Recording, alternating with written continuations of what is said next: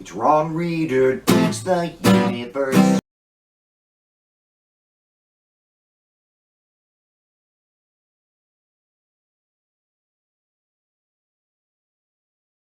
I'm Ron Reader, and this is Ron Reader Digs the Universe, and tonight, J.D. Vance is number 2.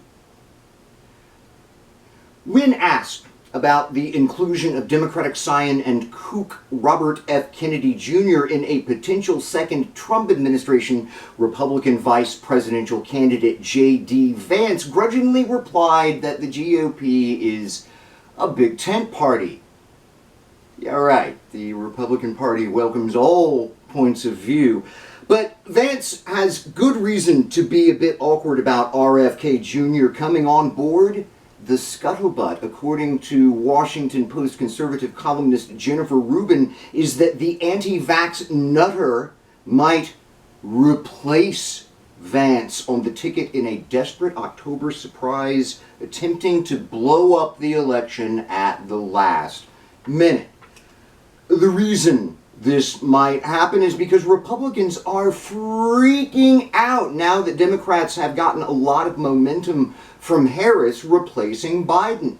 They thought they had it in the bag with Biden. Vance was supposed to run up the score, pile on the turnout in red states so they could claim a landslide. Who cares about swing states? Biden's old.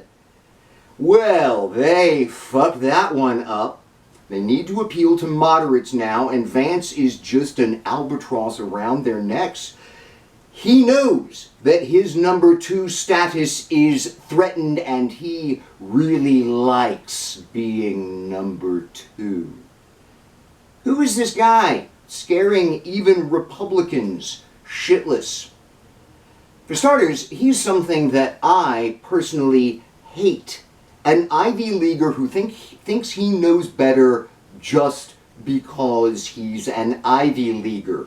John F. Kennedy's best and brightest in Vietnam first revealed this mindset, and Yale law grad J.D. Vance is just sneering with it.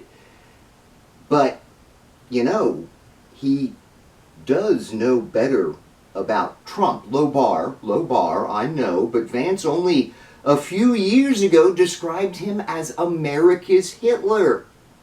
Now he's Trump's number 2. I get the sense that Vance feels like he's, I don't know, an elite or manipulator or something, playing the rubes. Just like his boss, he's a sleazy liar too. Indeed, a big part of Vance's medicine show is redneck cosplay. In his best-selling memoir, Hillbilly Elegy, he claims to be an Appalachian man, even though all he ever did was visit relatives in the region. He uses this down-home guise to justify hating on the poor, blaming them for their poverty without discussing the coal industry, and hating on addicts without discussing the oxycodone debacle. The guy drinks Mountain Dew like it was, an actor's character business. But it's not just poor people and addicts that he hates. He also hates gay people, trans people, and women. Especially women. He says all this crazy shit about Democrats being run by childless cat ladies. He's just insane about the notion of being childless, about people not having kids. Says they're all sociopaths. And no doubt, in his mind, this is all connected to his hatred of birth control and abortion, a hatred so extreme that he wants local police to have access to women's medical records so they can monitor women's pregnancies and arrest them if they miscarry or if they try to leave the state. How do you take all of that shit, all Vance's sleazy, lying hatred, and present it to swing voters as desirable? You can't.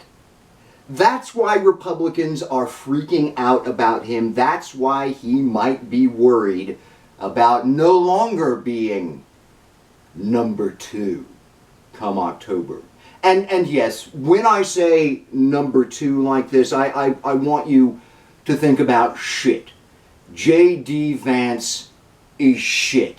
A bearded turd. Whether he's running for vice president or not, J.D. Vance will always be number 2.